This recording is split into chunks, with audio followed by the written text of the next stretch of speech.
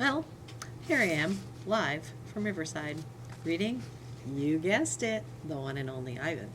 I'm back today, starting on page 34, with the title Bob. Of course, remember we're reading about Ivan the gorilla. Okay, here we go. I explain my plan to Bob. Ivan, he says, trust me on this one. The problem is not your appetite. He hops onto my chest and licks my chin, checking for leftovers. Bob is a stray, which means he does not have a permanent address. He is so speedy, so wily, that mall workers long ago gave up trying to catch him. Bob can sneak into cracks and crevices like a tracked rat. He lives well off the ends of hot dogs he pulls from the trash. For dessert, he laps up spilled lemonade and splattered ice cream cones. I've tried to share my food with Bob, but he's a picky eater, and he says he prefers to hunt for himself. Bob is tiny, wiry, and fast, like a barking squirrel. He is nut-colored and big-eared. His tail moves like weeds in the wind, spiraling, dancing. Bob's tail makes me dizzy and confused. It is meanings within meanings, like human words. I am sad, it says. I am happy. It says, beware, I am tiny, but my teeth are sharp. Gorillas don't have any use for tails. Our feelings are uncomplicated. Our rumps are unadorned. Bob used to have 3 brothers and 2 sisters. Humans tossed them out of a truck onto the freeway when they were a few weeks old. Bob rolled into a ditch. The others did not. His first night on the highway, Bob slept in the icy mud of the ditch. When he woke up, he was so cold that his legs would not bend for an hour. The next night, Bob slept under some dirty hay near the Big Top Mall garbage bins. The following night, Bob found a spot in the corner of my domain where the glass is broken. I dreamed that I had eaten a furry donut, and when I woke up in the dark, I discovered a tiny puppy snoring on top of my belly. It had been so long since I'd felt comfort of another's warmth that I wasn't sure what to do. Not that I hadn't had visitors. Mac had been in my domain, of course, and many other keepers. I'd seen my share of rats zip past, and the occasional wayward sparrow had fluttered through in the hole in my ceiling, but they never stayed long.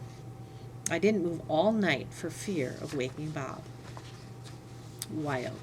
Once I asked Bob why he didn't want a home. Humans, I'd noticed, seemed to be irrationally fond of dogs, and I could see why a puppy would be easier to cuddle with than, say, a gorilla. Everywhere in my home, Bob answered, I am a wild beast, my friend, untamed and undaunted. I told Bob he could work in the shows like Snickers the poodle who rides Stella. Bob said Snickers sleeps on a pink pillow in Mac's office. He said she eats foul-smelling meat from a can. He made a face. His lips curled, revealing tiny needles of teeth. Poodles, he said, are parasites. Page 38, Picasso. Mac gives me a fresh crayon, a yellow one, and 10 pieces of paper. Time to earn your keep, Picasso, he mutters. I wonder who this Picasso is. Does he have a tire swing like me? Does he ever eat his crayons? I know I've lost my magic, so I try my very best. I clutch the crayon and think. I scan my domain. What is yellow? A banana. I draw a banana. The paper tears, but only a little. I lean back, and Mac picks up the drawing. Another day, another scribble, he says. 1 down, 9 to go. What else is yellow, I wonder, scanning my domain. I draw another banana, and then I draw 8 more. 3 visitors. 3 visitors are here. A woman, a boy, a girl. I strut across my domain for them. I dangle from my tire swing. I eat 3 banana peels in a row.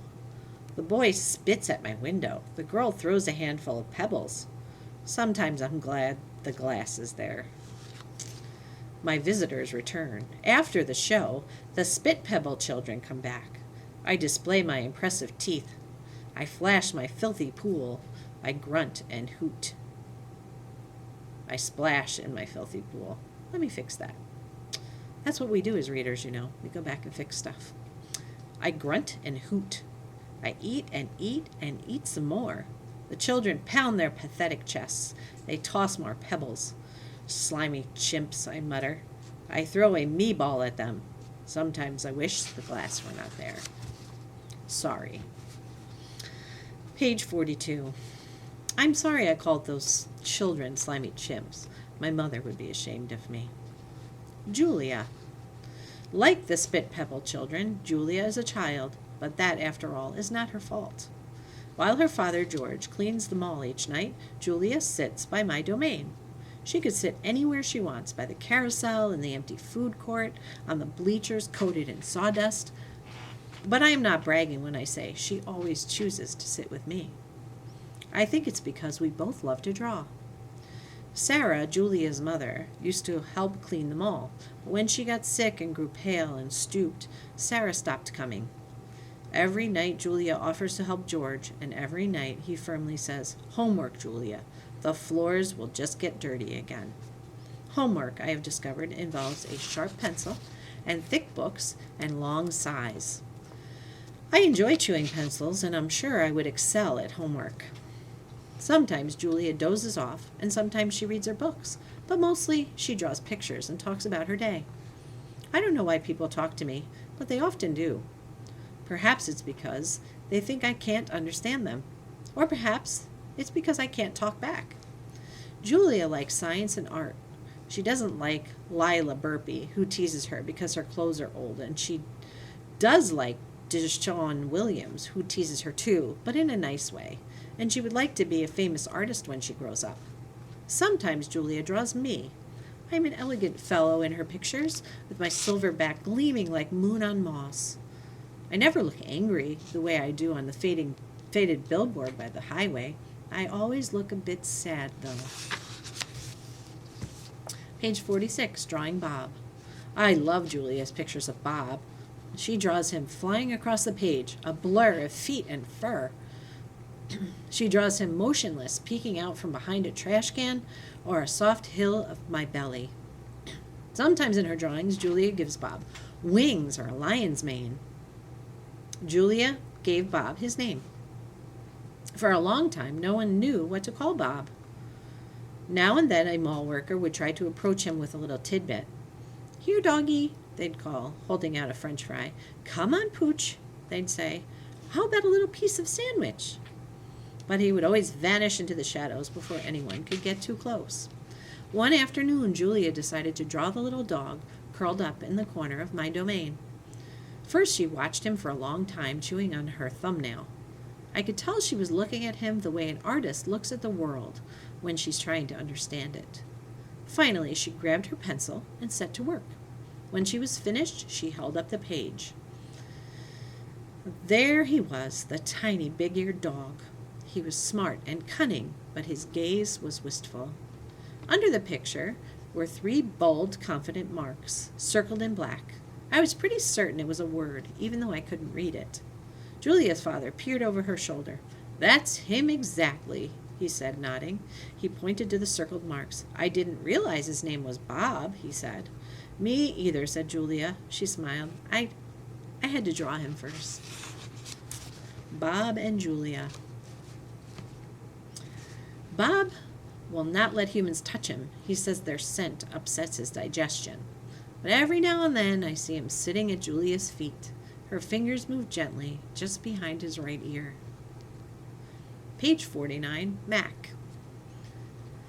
Mac. Usually Mac leaves after the last show, but tonight he's in his office working late. When he's done, he stops by my domain, stares at me for a long time, while he drinks from a brown bottle. George joins him too, broom in hand, and Mac says the things he always says. "How about that game last night?" And "Business has been slow, but it'll get better, you'll see." And "Don't forget to empty the trash." Mac glances over at the picture Julia is drawing. "What are you making?" he asks. "It's for my mom," Julia said. "It's a flying dog." She holds up her drawing, eyeing it critically. She likes airplanes and dogs. Max murmurs, sounding unconvinced. He looks at George. "How's the wife doing, anyway?" "About the same," George says. "She has good days and bad days." "Yeah, don't we all?" Max says. Max starts to leave, then pauses. He reaches into his pocket, pulls out a crumpled green bill, and presses it into George's hand. "Here," Max says with a shrug. Buy the kids some more crayons. Mac is already out the door before George can yell, thanks. Not sleepy. Stella, I say after Julia and her father go home, I can't sleep. Of course you can, she says. You are the king of the sleepers. Shh, Bob says with a perch on my belly. I'm dreaming about chili fries. I'm tired, I say, but I'm not sleepy. What are you tired of? Stella asks. I think for a while. It's hard to put into words. Gorillas are not complainers. We're dreamers, poets, philosophers, nap takers. I don't know exactly. I kick at my tire swing. I think I may be a little tired of my domain. That's because it's a cage, Bob tells me. Bob is not always tactful. I know, Stella says. It's a very small domain. And you're a very big gorilla. Stella? I ask. Yes? I noticed you were limping more than usual today. Is your leg bothering you? Just a little, Stella answers. I sigh. Bob resettles. His ears flick. He drools a bit. But I don't mind. I'm used to it. Try eating something, Stella says. That always makes you happy. I eat an old brown carrot. It doesn't help. But I don't tell Stella. She needs to sleep. You could try remembering a good day, Stella suggests. That's what I do when I can't sleep. Stella remembers every moment since she was born, every scent, every sunset, every slight, every victory. You know, I can't remember much, I say. That's a difference, Stella says gently, between can't remember and won't remember. There's a difference, Stella says gently, between can't remember and won't remember. See how I fixed that? I know I said the wrong word, so I fixed it. That's what we have to do as readers. Anyway, moving on. I'm on page 53. That's true, I admit. Not remembering can be difficult, but I've had a lot of time to work on it. Memories are precious, Stella adds. They help tell us who we are. Try remembering all your keepers. You always liked Carl, the one with the harmonica. Carl, yes, I remember how he gave me a coconut when I was still a juvenile. It took me all day to open it. I'm just going to pause here for a minute and think about what a coconut looks like. They're really hard on the outside. It's really hard to break them open. And they have milk inside, and if you crack it open, and then the milk spills all over. It's kind of fun and interesting. But anyway, it's a little side comment. All right, let's keep reading. I try to recall other keepers I have known, the humans who cleaned my domain and prepared my food, and sometimes kept me company. There was Juan, who poured Pepsis into my waiting mouth, and Katrina, who used to poke me with a broom when I was sleeping, and Ellen, who sang, "How much is that monkey in the window?" with a sad smile while she scrubbed my water bowl. And there was Gerald, who once brought me a box of fat, sweet strawberries. Gerald was my favorite keeper. I haven't had a real keeper in a long time. Max says he doesn't have the money to pay for an ape babysitter. These days, George cleans my cage, and Mac is the one who feeds me. When I think about all the people who have taken care of me, mostly it's Mac. I recall, day in and day out, year after year, Mac, who bought me and raised me and says I'm no longer cute. As if a silverback could ever be cute. Moonlight falls on the frozen carousel, on the silent popcorn stand, on the stall of leather belts that smell like long-gone cows. The heavy work of Stella's breathing sounds like the wind in the trees, and I wait for sleep to find me. Page 56, The Beetle. Mac gives me a new black crayon and a fresh pile of paper. It's time to work again. I smell the crayon, roll it in my hands, press the sharp point against my palm. There's nothing I love more than a new crayon. I search my domain for something to draw. What is black? An old banana peel would work, but I've eaten them all. Not Tag is brown. My little pool is blue. The yogurt raisin I'm saving for this afternoon is white, at least on the outside. Something moves in the corner. I have a visitor. A shiny beetle has stopped by. Bugs often wander through my domain on their way to somewhere else. Hello, Beetle, I say. He freezes, silent. Bugs never want to chat. The beetle's an attractive bug with a body like a glossy nut. He's black as starless night. That's it. I'll draw him. It's hard making a picture of something new. I don't get a chance that often.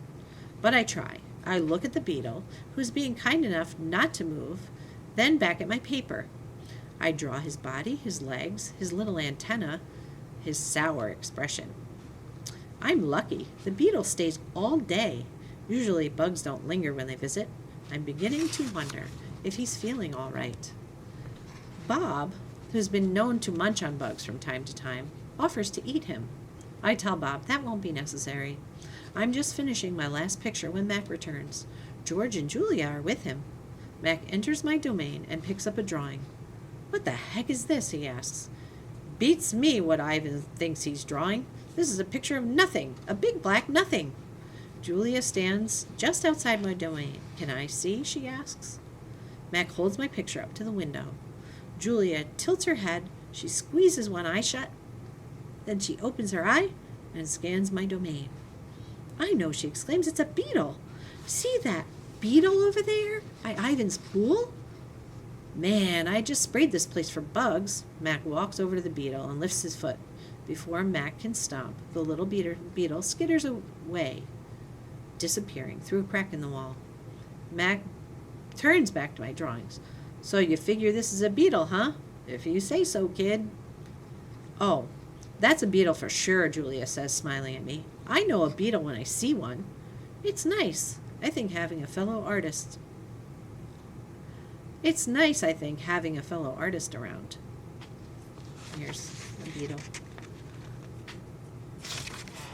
There's not a lot of pictures in here.